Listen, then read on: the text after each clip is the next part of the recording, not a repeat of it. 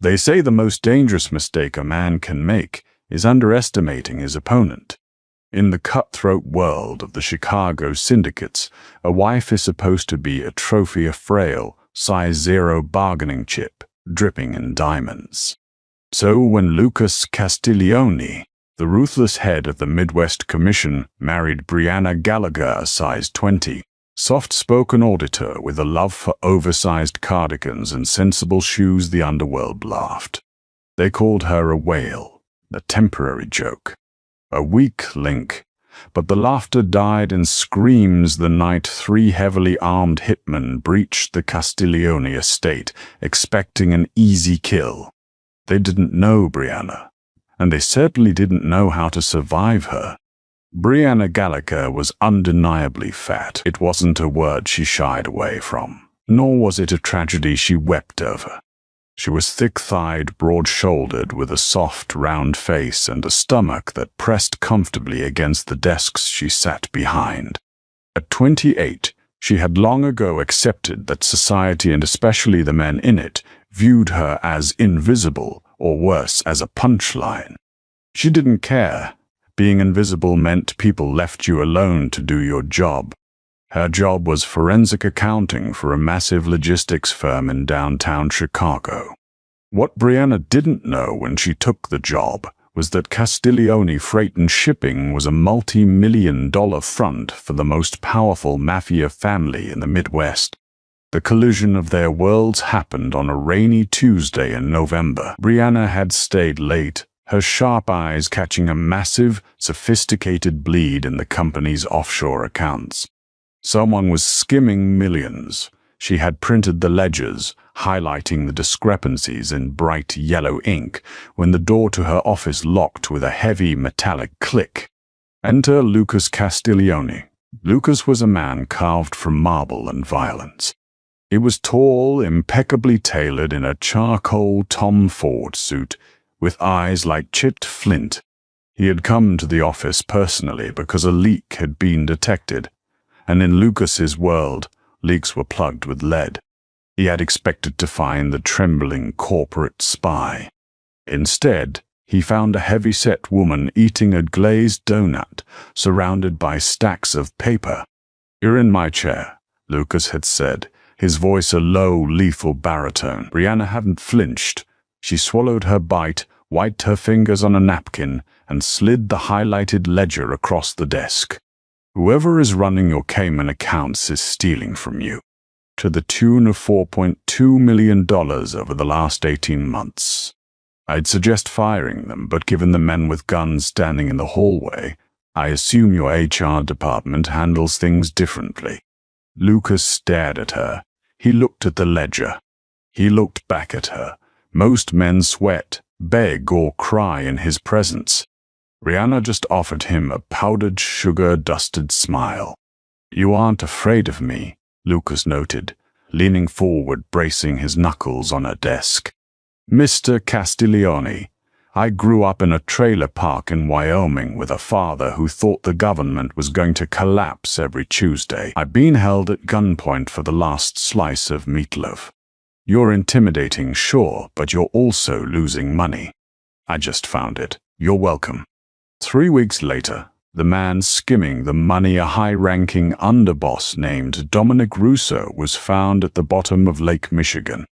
And 4 weeks after that, Lucas Castiglione did the unthinkable. He asked Brianna to marry him. It wasn't a proposal born of sweeping cinematic romance. It was a tactical business transaction. Lucas's position as Don was secure, but the traditionalists in the commission were demanding he take a wife and produce an heir to solidify his dynasty. The women paraded before him were vapid, conniving daughters of other mob bosses' vipers, waiting for a chance to strike. Lucas wanted a wife who was brilliant, loyal, and entirely disconnected from the mafia's toxic politics. Furthermore, he wanted someone the other families would underestimate. A human shield of a different kind. "They will mock you," Lucas had told her bluntly, sitting in her cramped apartment, completely out of place on her floral sofa. "They will call you names. They will say I married beneath me, that I married a pig. But in my house you will be a queen. You will have access to wealth you cannot fathom, and in exchange, you will run the financial empire of my family from the shadows. You will be my most trusted advisor and my wife." Brianna had looked at him, recognizing the cold pragmatism in his eyes.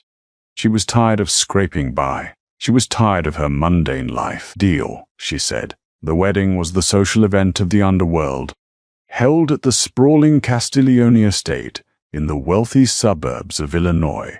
It was a display of unimaginable opulence. Brianna wore a custom-made ivory gown that flowed elegantly over her curves, her dark hair pinned up in intricate braids. She looked beautiful, but to the sharks in the room, there was blood in the water. As she walked down the aisle, the whispers were barely concealed. "Look at the size of her. My God, Lucas must be blind. I give it a year before her heart gives out, or he shoots her just to free up the bed." At the altar, Lucas took her hands. His grip was firm, reassuring. He leaned in, his lips brushing her ear so that only she could hear. "Let them talk, Brianna. The loudest in the room is always the weakest. You are 10 times the woman any of them could ever hope to be." It was the first time Brianna felt a genuine flutter in her chest. She squeezed his hands back. "Let the games begin." Life in the Castiglione estate was a masterclass in psychological warfare. Brianna was given a sprawling suite of rooms, a limitless black card, and an entirely new wardrobe tailored to fit her body perfectly. For the first few months, her interactions with Lucas were strictly professional, mostly relegated to late-night meetings in his study where they pored over offshore accounts, real estate acquisitions, and money laundering operations. Brianna's mind was a steel trap. Under her guidance, the family's legitimate profits soared by 30%, but outside of Lucas's study, she was thrown to the wolves. The social hierarchy of the Chicago Mafia wives was vicious. The undisputed queen bee of the rumor mill was Francesca Marino, the razor-thin, surgically enhanced wife of Lucas Consigliere. Francesca, along with her shadow, a cruel-eyed woman named Bianca Di Luca, made it their personal mission to break the whale of Chicago. The attacks were rarely direct. They were wrapped in the sweet, venomous language of high society. During a mandatory charity gala hosted by the families, Brianna found herself cornered near the champagne fountain. She was wearing a stunning, deep emerald gown that caught the light, but she felt entirely out of place among the sea of size 2 women wearing backless silk. "Brianna, darling," Francesca purred, materializing with Bianca in tow. "We were just talking about you. I was telling Bianca how brave you are.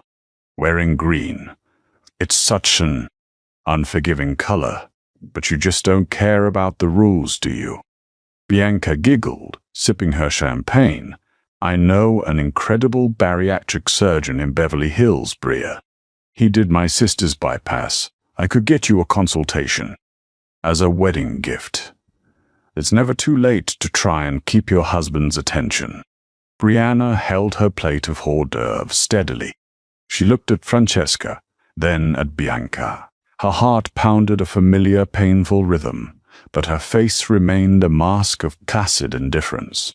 "Thank you, Bianca," Brianna said smoothly, her voice carrying a calm authority that she borrowed directly from Lucas. "But Lucas seems quite satisfied with my body. In fact, he specifically mentioned how nice it is to hold a woman who doesn't feel like a bag of antlers." Francesca's smile tightened into a rigid, furious line. Before she could snap back, a heavy hand rested on Brianna's waist.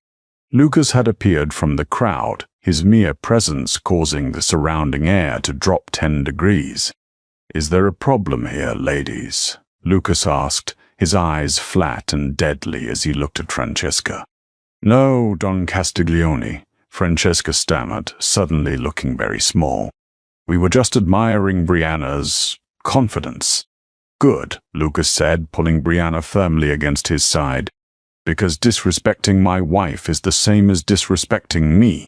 And we all know what happens when I am disrespected. The two women practically fled. Lucas turned to Brianna, his gaze softening imperceptibly. You held your own. I've dealt with mean girls since middle school, Lucas. They just have better jewelry now. But what the other families and even Lucas didn't fully comprehend was the depth of Brianna's resilience. She wasn't just a corporate drone who grew up poor. Brianna had omitted a crucial piece of her history during a background check. Her father, Arthur Gallagher, wasn't just a paranoid man in a trailer park. He was a disgraced former Army Ranger, the survivalist who had dragged Brianna into the unforgiving wilderness of Wyoming every weekend of her childhood. While other girls were learning to apply lip gloss, a 12-year-old Brianna was learning how to stalk elk in 2 feet of snow. She learned how to mask her scent, how to move without snapping a twig, and how to field strip a Sig Sauer P226 in under 40 seconds blindfolded. Her father was abusive, erratic, and terrified of the world, and he had treated his overweight, quiet daughter like a child soldier. When he finally drank himself to death, Brianna packed her bags, moved to the city, ate a whole cake, and vowed never to touch a gun again. She buried her past under layers of soft flesh, comfortable clothes, and spreadsheets. She wanted peace, but she had married into a war. The murmurs of dissent within the syndicate began to grow louder. The Russo family, still seething over the execution of Dominic, began forming a quiet coalition. They saw Lucas's marriage to Brianna as a sign of weakness. To them, a don who married a civilian pig was a don who had gone soft. He was vulnerable. The whispers turned into secret meetings, and the meetings turned into a contract. They decided to cut the head off the snake, and they assumed the heavy, waddling wife would just be collateral damage. Winter hit early that year, blanketing the Northeast in a relentless sheet of white. To ease the mounting tensions and finalize a massive real estate merger with the New York families, Lucas arranged a 3-day retreat at his private compound nestled deep in the Adirondack Mountains. It was a spectacular fortress-like cabin, built of dark timber and riverstone, sitting on 200 acres of inaccessible wilderness. It was supposed to be a mix of high-level diplomacy and a rare moment of isolation for Lucas and Brianna. Over the last 8 months, their marriage of convenience had subtly shifted. The cold, business-only demeanor had thawed. Lucas had found himself lingering in her rooms, drinking scotch while she worked. He bought her rare first-edition books. He started sleeping in her bed at first, just for appearances, but then because he genuinely craved the warmth and grounding comfort she provided. Brianna, in turn, had fallen for the monster. She saw the man beneath the blood and the business, the man who protected what was his with terrifying devotion. They arrived at the cabin via private helicopter. Security was tight but deliberately unobtrusive, just 4 heavily armed Castiglione enforcers, including Lucas's most trusted captain, Paulie. On the second night, a massive blizzard rolled in, dropping whiteout conditions over the mountains. The wind howled like a wounded animal, rattling the thick, reinforced glass of the cabin. At 9 p.m., Lucas received a call on the satellite phone. It was an emergency within the New York Commission. A sit-down was demanded immediately at a neutral location 30 miles down the mountain. "I can't take you with me into a contested room," Lucas told Brianna, shrugging on his heavy wool overcoat and checking the magazine of his sidearm. "It's a power play by the Russos. I have to go, or I look weak. I'm leaving Paulie and 2 men with you. Lock the doors. Stay by the fire. I'll be back before dawn."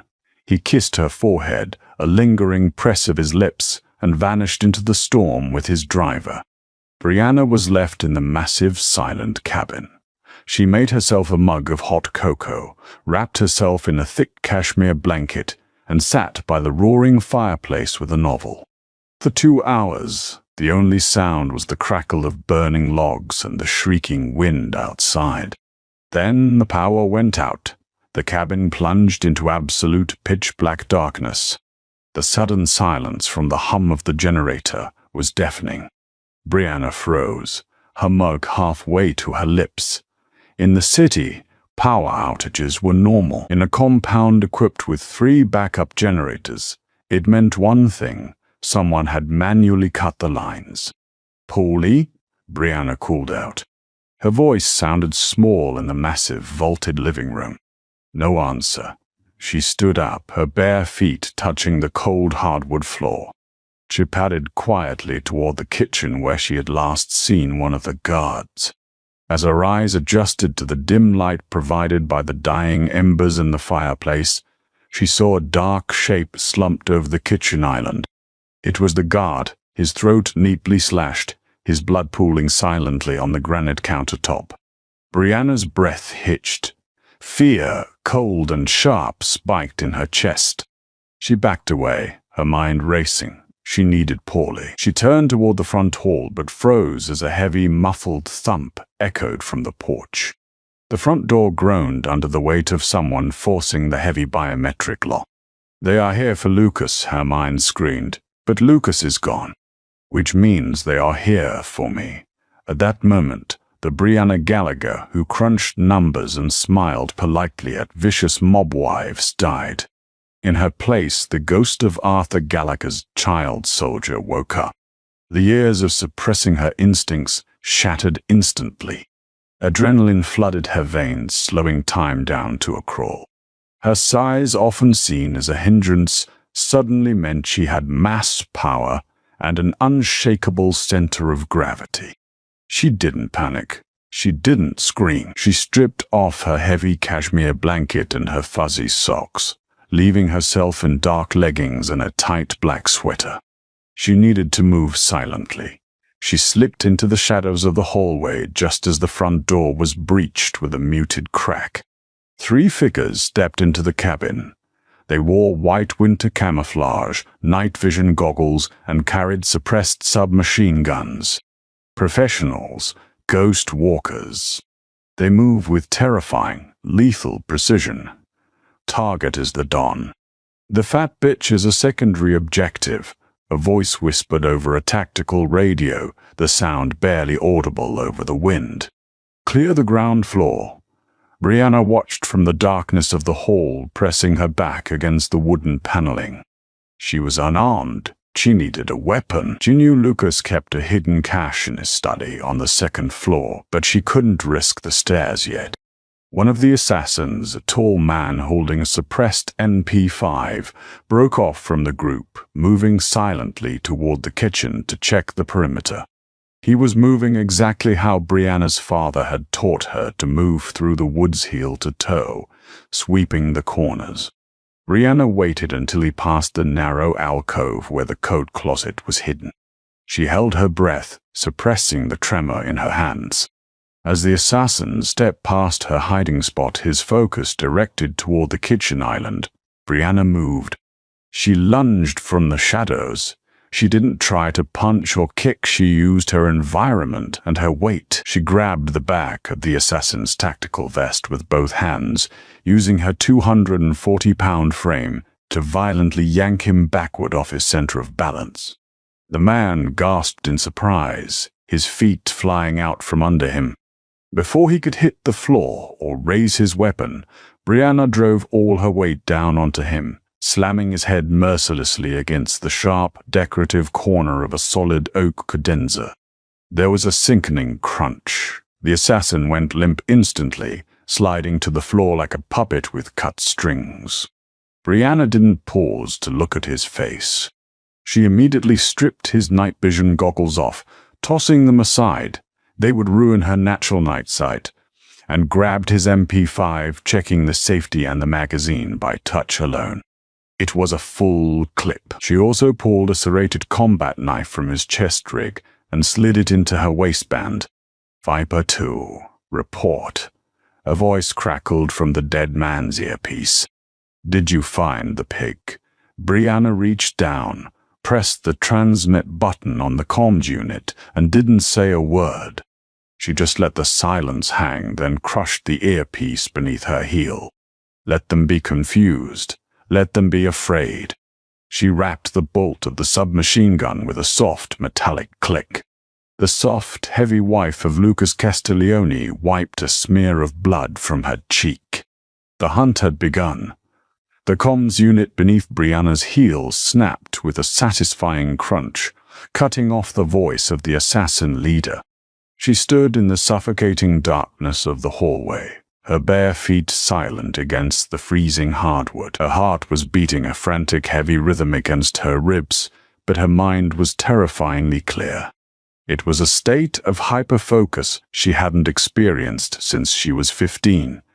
Tracking a wounded buck through a Wyoming blizzard with her father screaming in her ear. Only this time there was no screaming.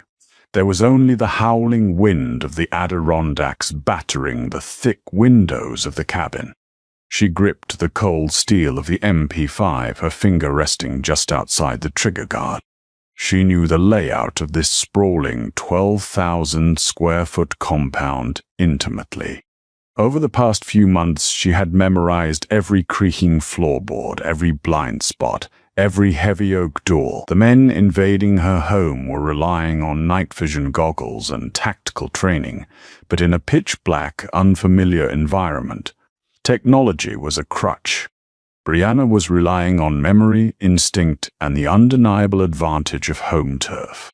Carter Sitrup, a voice echoed faintly from the massive living room. It was the leader. His voice was tight, stripped of the arrogant ease he had possessed when they first breached the door. 2 is unresponsive. I'm moving to the kitchen. Hold the stairs. Brianna pressed herself against the flocked wallpaper of the corridor. She had to move. The kitchen was a dead end, and once the leader found his man with a crushed skull, they would know they weren't hunting a terrified, helpless housewife. They would switch from a sweeping operation to a targeted kill box. She needed the high ground. She slipped away from the alcove, moving heel to toe, letting her weight roll smoothly across the floorboards to avoid putting sudden pressure on the joints of the wood. It was an agonizingly slow process. For a woman of her size, moving with the silence of a ghost required immense core strength and absolute control. Her muscles burned, but the adrenaline masked the fatigue. She reached the base of the sweeping mahogany staircase just as a beam of green laser light cut through the darkness of the living room, panning across the stone fireplace.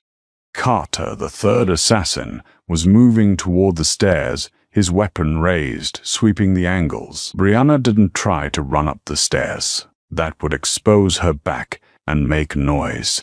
Instead, she ducked beneath the heavy, overhanging curve of the staircase, slipping into the wedge of deep shadow where Lucas kept a massive, imported antique grandfather clock. She pressed her back against the wall, her breath coming in slow, measured counts of 4. Inhale for 4. Hold for 4. Exhale for 4. Don't shoot unless you have to, her father's gravelly voice echoed in her memory. Gunfire tells everyone exactly where you are. In the dark, a knife is a whisper.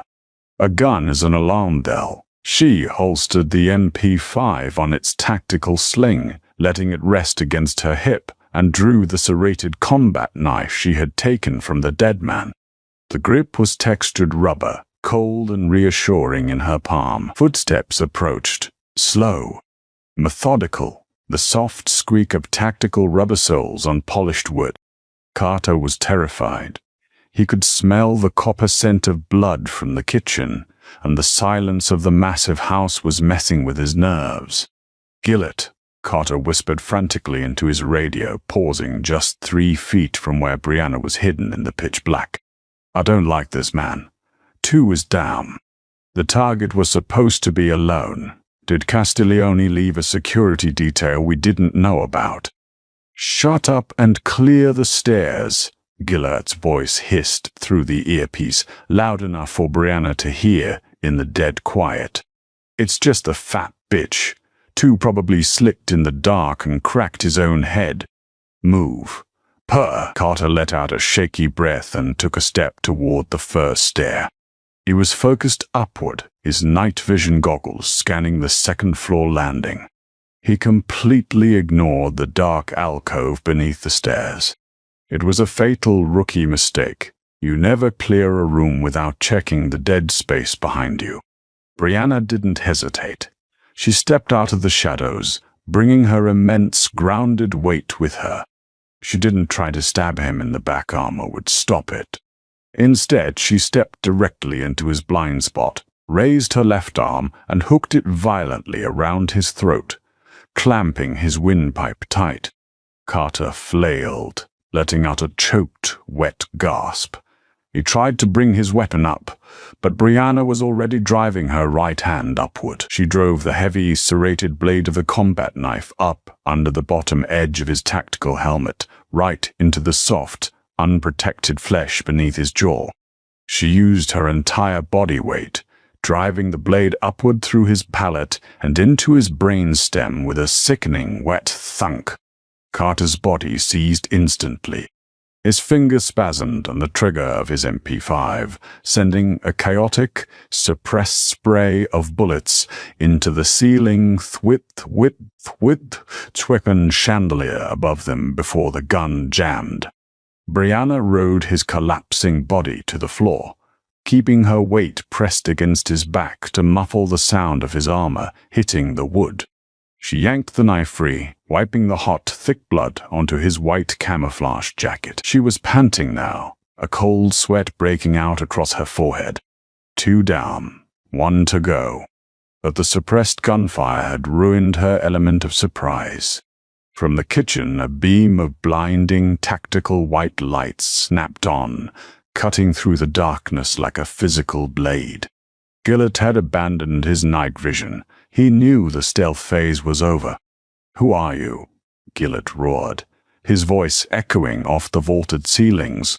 The calm professional was gone, replaced by the panicked fury of a man who realized he was locked in a cage with a predator. "Castiglione, is that you? You want to play games in the dark?" Brianna didn't answer. She unslung her borrowed MP5, flicked the selector switch to burst fire, and retreated silently up the stairs, leaving Carter's bleeding corpse at the bottom step. The end game had arrived.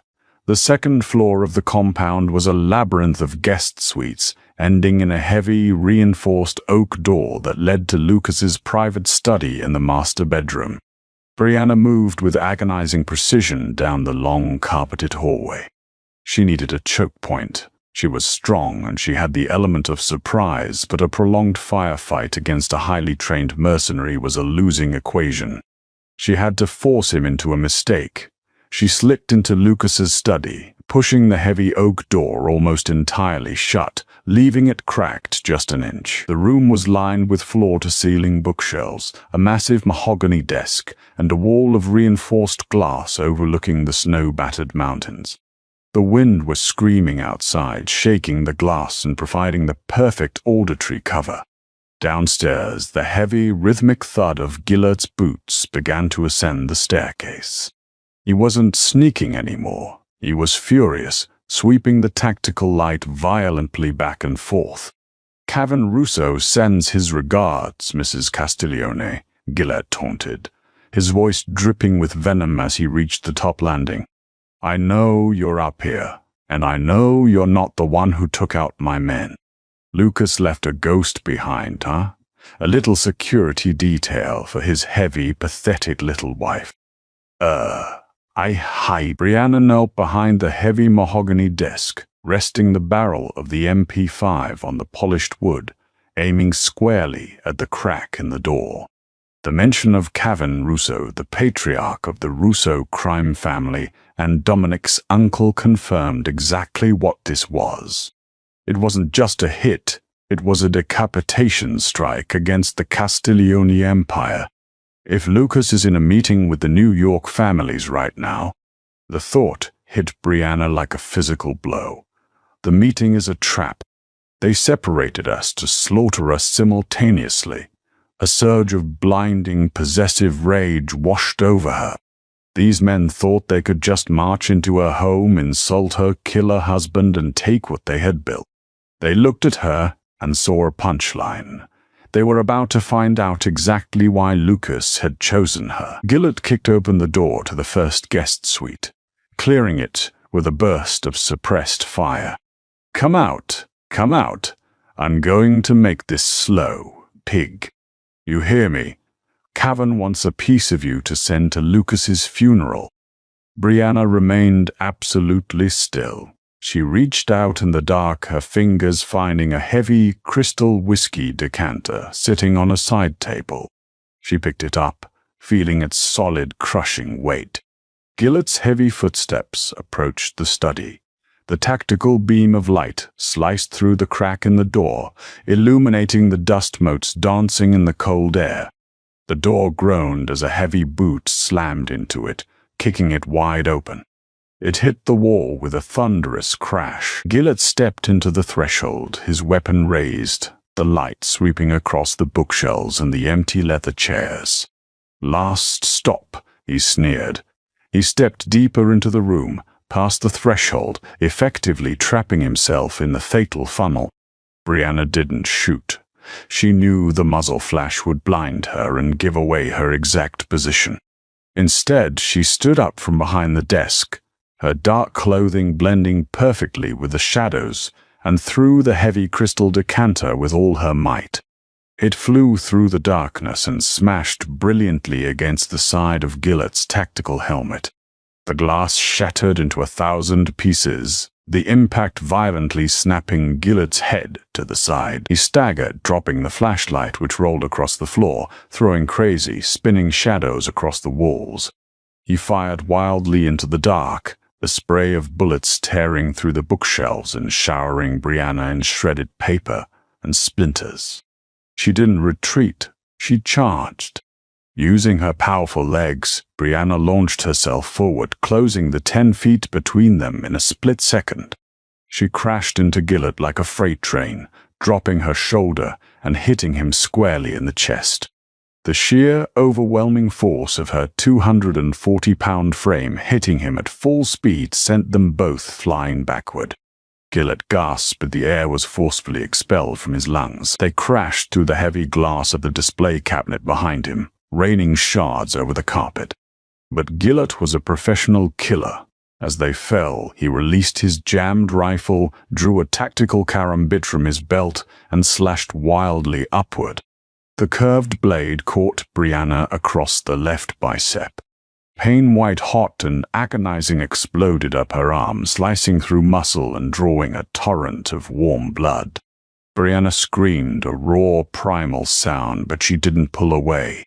Letting him create distance was death. Instead, she collapsed all of her weight directly on top of him, pinning him to the floor amidst the broken glass. She ignored the burning agony in her arm, grabbed his knife wrist with her right hand, and slammed it against the hardwood floor until his fingers went numb and the karambit clattered away.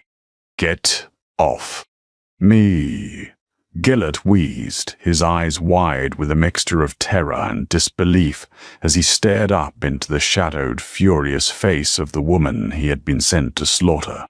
He bucked his hips, trying to dislodge her, but Brianna was an immovable mountain of muscle, adrenaline, and rage. She drew her own serrated knife from her waistband. "My husband," Brianna snarled, her voice a low, terrifying growl that she didn't recognize as her own, "does not have a pathetic wife." She brought the knife down, bearing it to the hilt in the soft space just above his clavicle, severing the subclavian artery.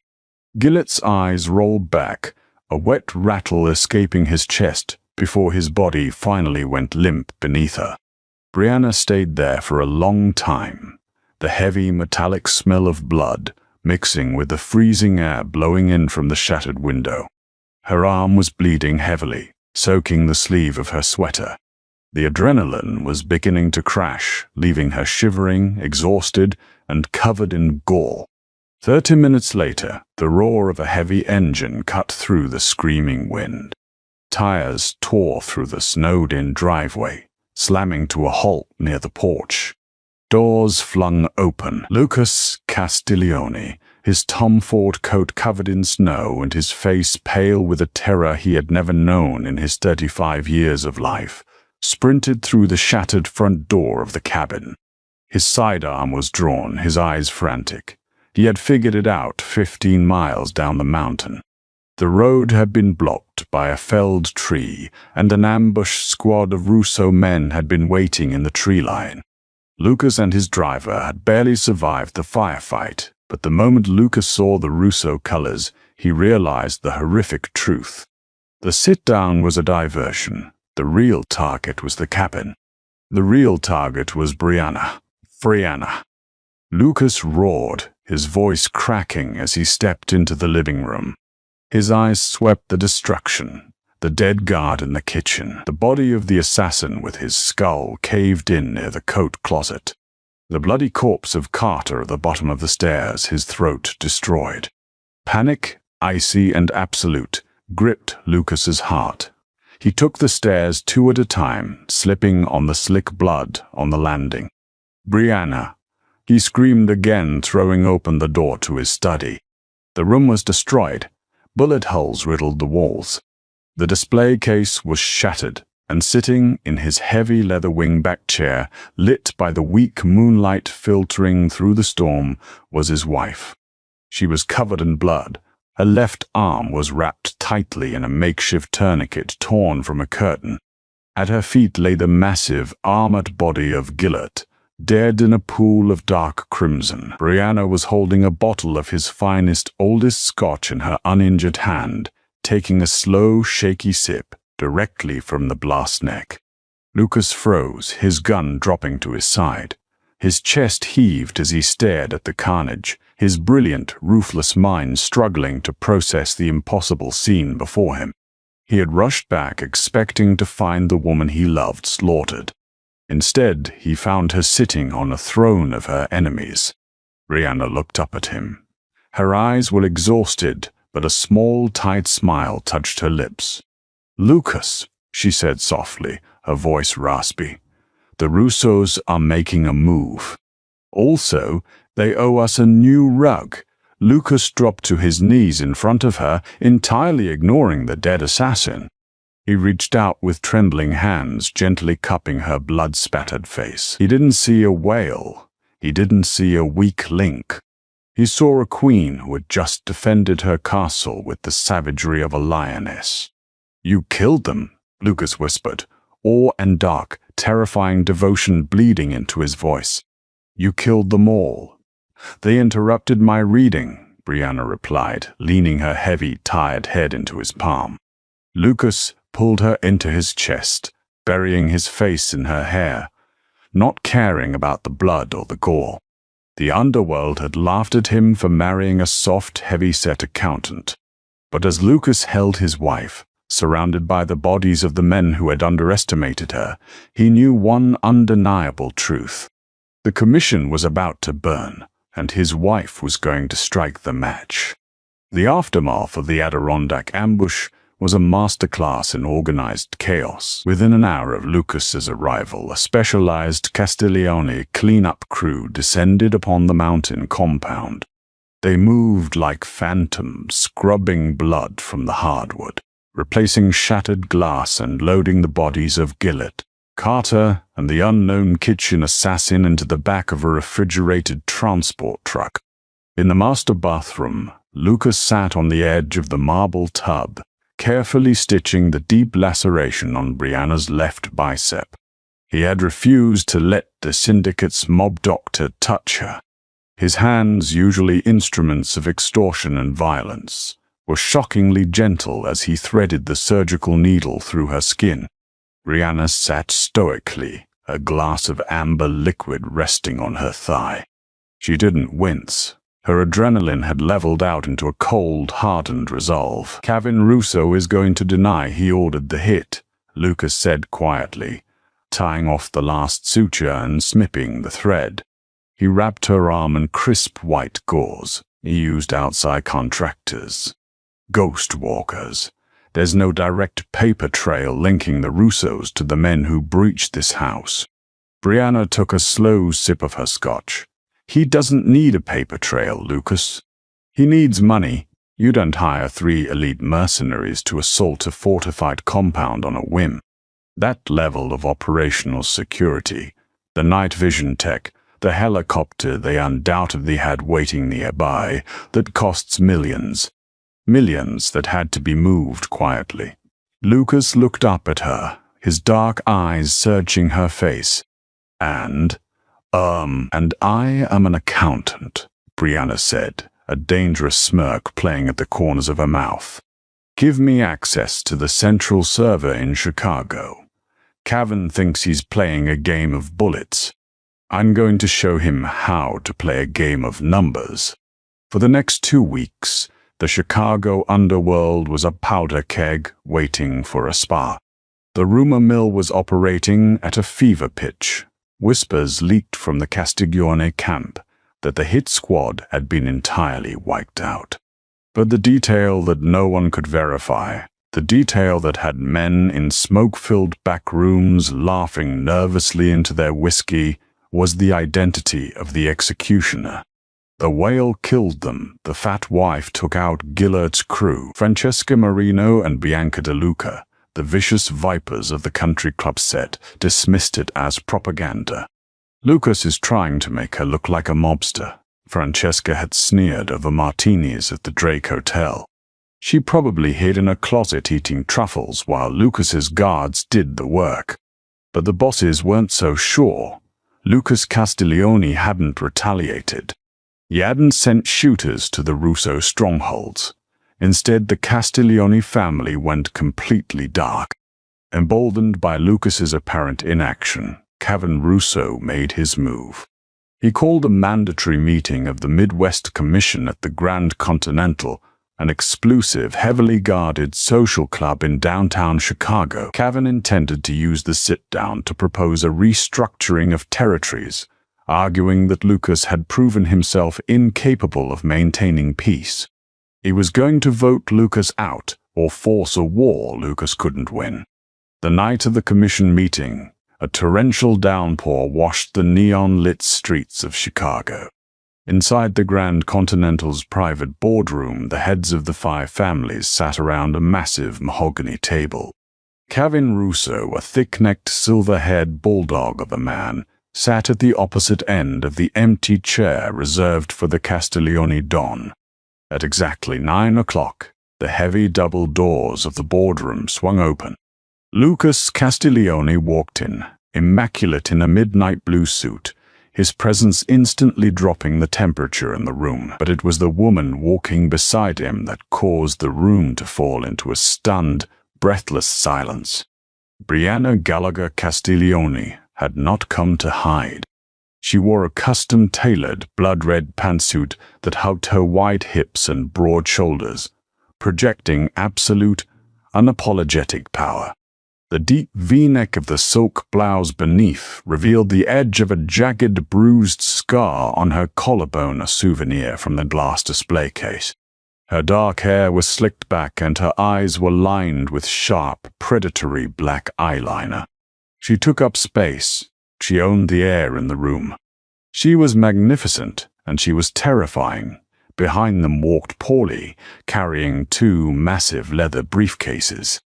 "Lucas," Cavan said, recovering his composure, though a muscle feathered in his jaw, "we weren't expecting your wife. Commission business is for the heads of the families." Lucas didn't sit down. He pulled out the heavy leather chair at the head of the table, gestured for Brianna to take it, and stood behind her, resting his hands proprietorially on her broad shoulders. It was the ultimate display of submission and respect. He was yielding his throne to her. "My wife is the reason I am alive to attend this meeting, Cavan," Lucas said, his voice echoing in the quiet room. "Therefore my wife has the floor. I suggest you all listen very carefully."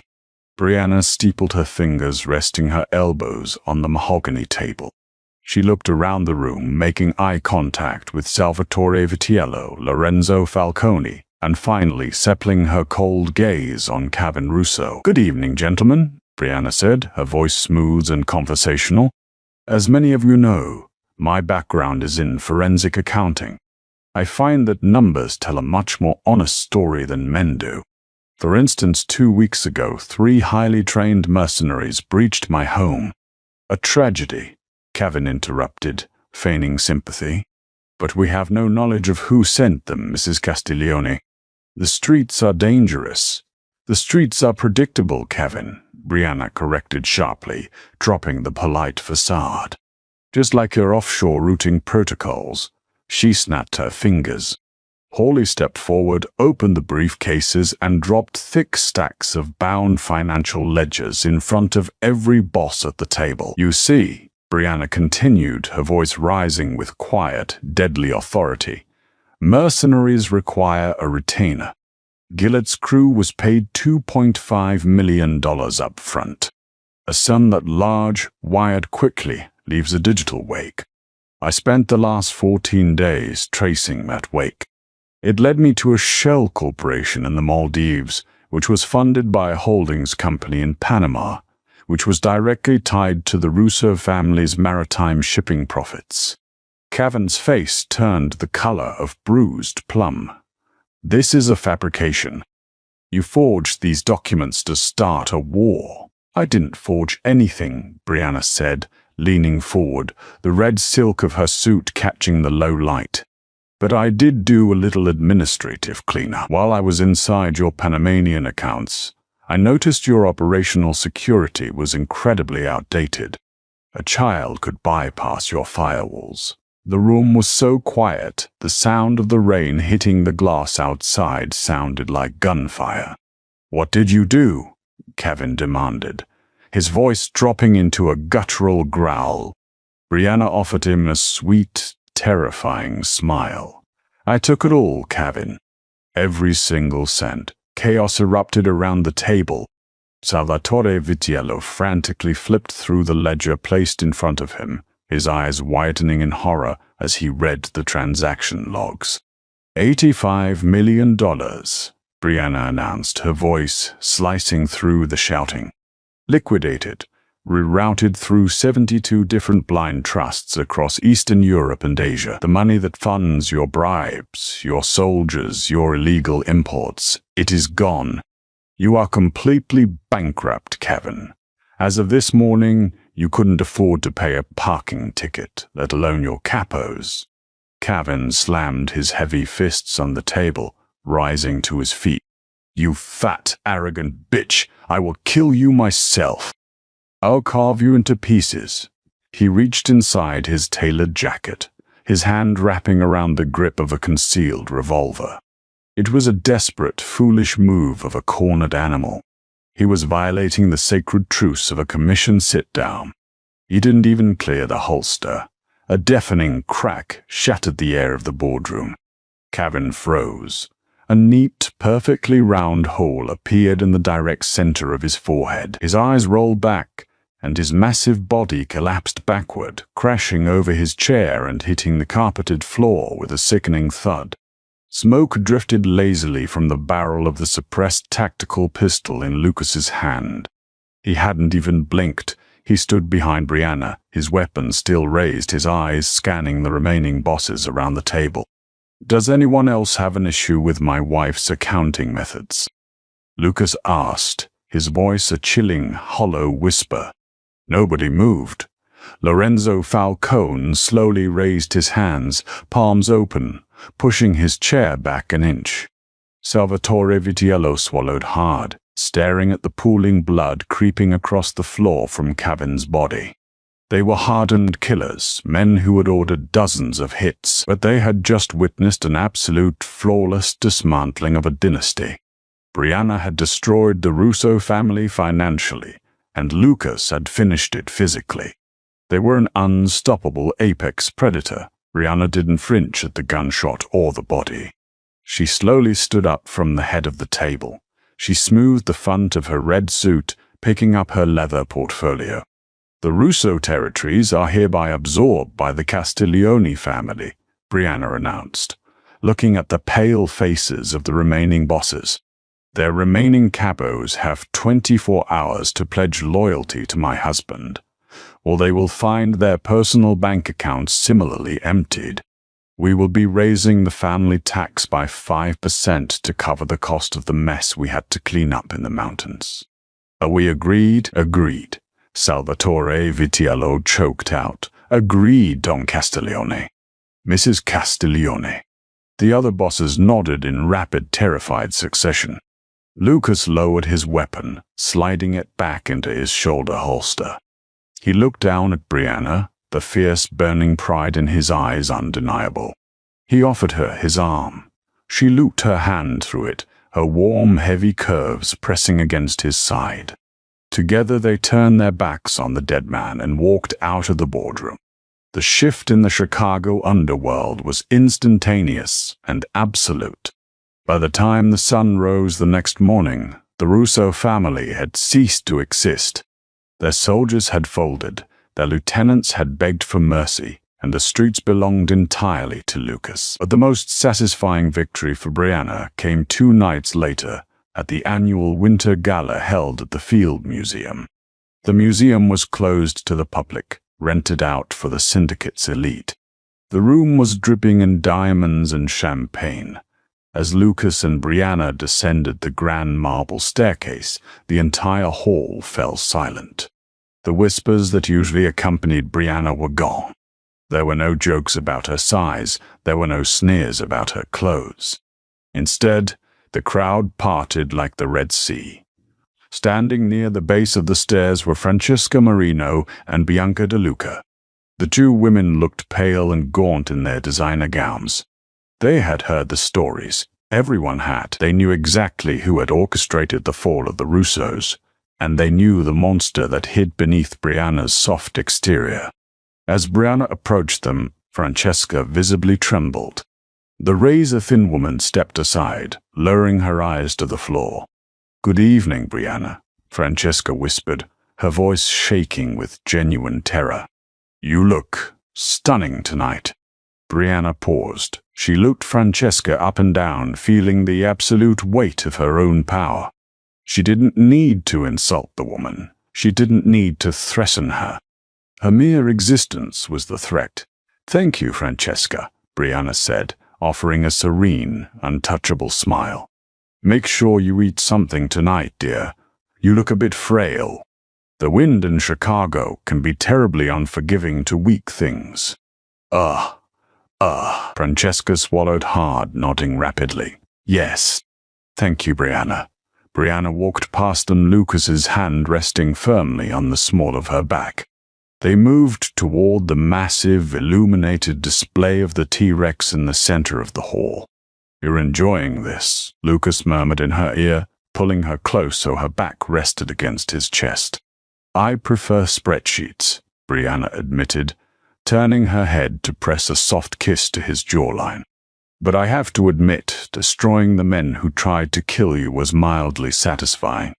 Lucas chuckled, a deep, rumbling sound that vibrated against her back. He wrapped his arms around her waist, pulling her flush against him. He didn't care who was watching. He wanted every man and woman in the room to see who held his heart and who held the keys to their empire. "You are a terrifying woman, Brianna Castiglione," Lucas whispered, pressing his lips to the scar on her collarbone. "They thought I married a lamb to slaughter." Brianna leaned back into his embrace, watching the reflection of the terrified, bowing elite in the glass display cases. She placed her hands over Lucas's, feeling the cool metal of his wedding band.